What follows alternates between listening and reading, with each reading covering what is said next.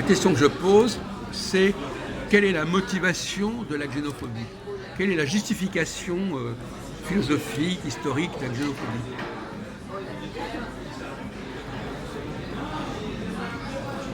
Cette idée de déplacement professionnel à tous les niveaux, admettons, la France n'est plus la France.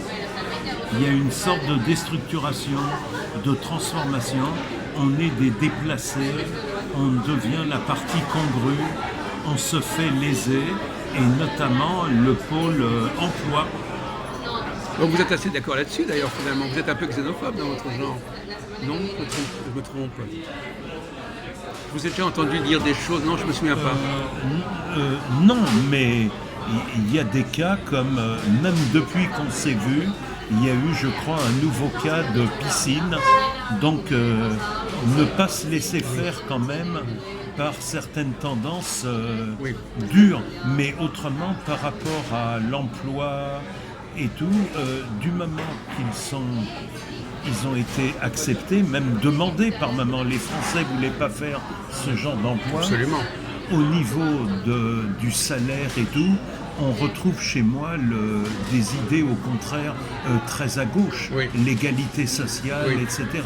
Mais quand c'est par rapport à la laïcité et tout ça, quand il y a le coût des piscines ou de l'urgence dans les hôpitaux, moi je veux un médecin femme pour ma femme et illico en cas d'urgence, là je suis à l'opposé. Là on me trouve en face de ces gens-là. Il y a quand même un point aveugle dans votre propos, c'est qu'il n'y a pas que ces deux populismes. Qu'est-ce qu'il y a en dehors des deux populismes de droite et de gauche? En dehors des deux populismes de droite et de gauche. Parce qu'on dirait qu'ils occupent tout le terrain, mais ils n'occupent pas tout le terrain. C'est-à-dire qu'il y aurait une autre forme de populisme? Non, une autre forme de politique qui n'est ni inscrite dans le populisme de gauche. Est-ce que vous n'êtes pas en train de nous dire qu'il n'y a que ça en France?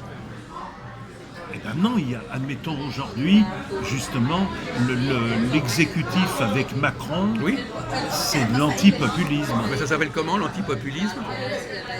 Ça prend des formes... On en a parlé l'autre jour, c'est le centre.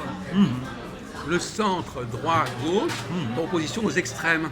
Ouais. Bon, maintenant, la question que je vous ai posée, c'était simplement quelle est l'idéologie qui nourrit le populisme de droite, qui est celui de la xénophobie. Il faut essayer de la comprendre. Je crois que c'est très important, mon cher Philippe, c'est de comprendre l'argumentation. Il n'est pas revenu, hein, je vois pas. Il n'est pas non plus en haut. Non. Il est parti. Il s'est barré. Il a dû se barrer au milieu. C'est incroyable. Oui, non, mais il a des modes de fonctionnement comme ça. Moi, je suis fidèle à ton discours, mon cher Vlad. Oui. Non, c'est possible qu'il soit. Il est parti comme ça, il a filé à l'anglaise. C'est pas convenable. Comment? C'est pas convenable. Non, mais il n'a même pas de raison de le faire comme ça, je sais pas pourquoi. Bon, peu importe. On dit au revoir quand on part. Il file à l'anglaise, comme on dit. Les Anglais, les Français. Donc Jean-Paul, il a filé à l'anglaise. Oui, voilà, il s'est barré comme un traître. C'est pas bien. C'est pas bien, mais il l'a fait. Bon. Il a vu que le chèque avait bloqué dans les sujets, donc il a... Pas du tout. Non, il avait très bien. On dit au revoir quand on part. Attendez, on ne va pas discuter de ça indéfiniment. Bon, on reprend le problème. Après, on passera à notre sujet. Quand c'est la tête, c'est la pomme qui claque.